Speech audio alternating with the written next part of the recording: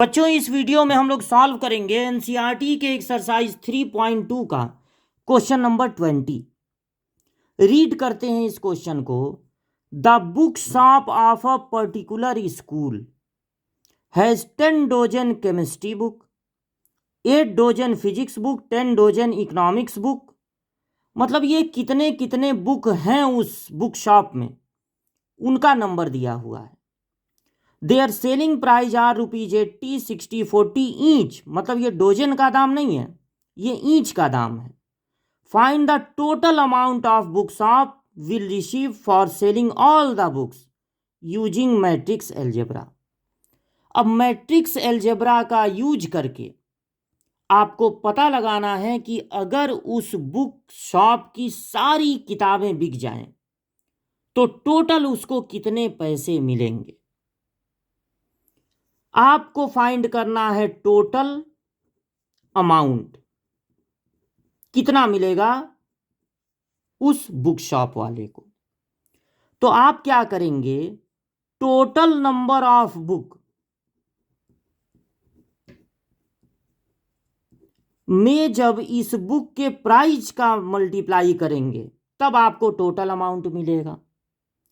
अब बुक 3 तरह की है, कुछ केमिस्ट्री की बुक है, कुछ फिजिक्स की बुक है, कुछ इकोनॉमिक्स की बुक है।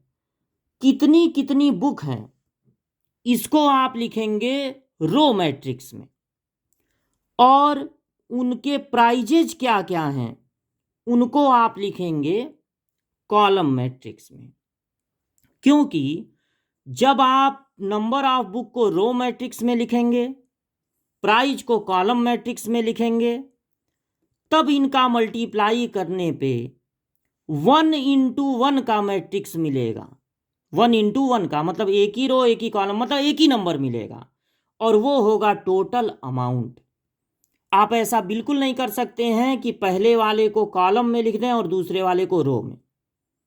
इनको इधर उधर कर सकते हैं, प्राइज पहले और बुक बाद में, लेकिन फिर भी आपको पहला वाला लिखना पड़ेगा रो में और दूसरा वाला लिखना पड़ेगा कॉलम में, तभी आपको 1:1 का मैट्रिक्स मिलेगा। ये जो दिया हुआ है केमिस्ट्री का कितना बुक है, फिजिक्स का और इकोनॉमिक्स का, वो डोजन के हिसाब से है, लेकिन प्राइस जो है वो पर बुक का है। इसलिए 10 डोजन को आप लिखेंगे 10 × 12, क्योंकि 1 डोजन में 12 होते हैं। इसको सिर्फ 8 ना लिख के, जितना फिजिक्स का बुक है 8 × 12 लिखना है, और इसको सिर्फ 10 ना लिख के 10 × 12 लिखना है।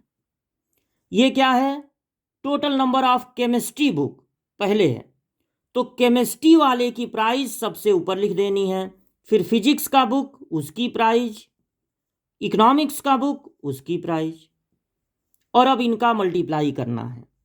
तो मल्टीप्लाई करने का रूल क्या होता है, एक ही कॉलम है और उसमें 3 एलिमेंट हैं और इधर 3 कॉलम हैं, तो पहले एलिमेंट का मल्टीप्लाई पहले कॉलम में होगा,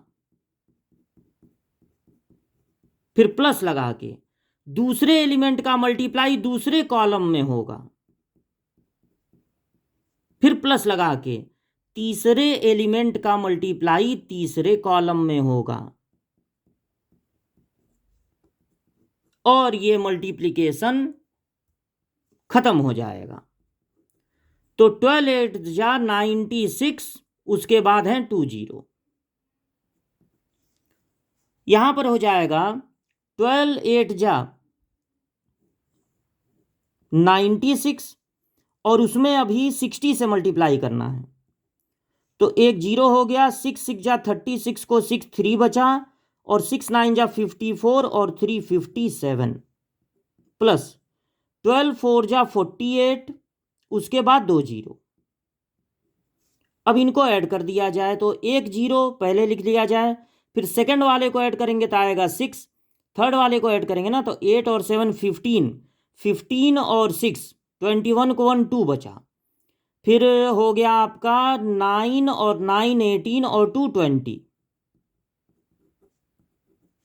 तो आंसर हो गया ₹20,160। अगर उस बुक शॉप की सारी बुक्स बिक जाएं तब उस बुक शॉप वाले को मिलेगा 20,160 रुपीज।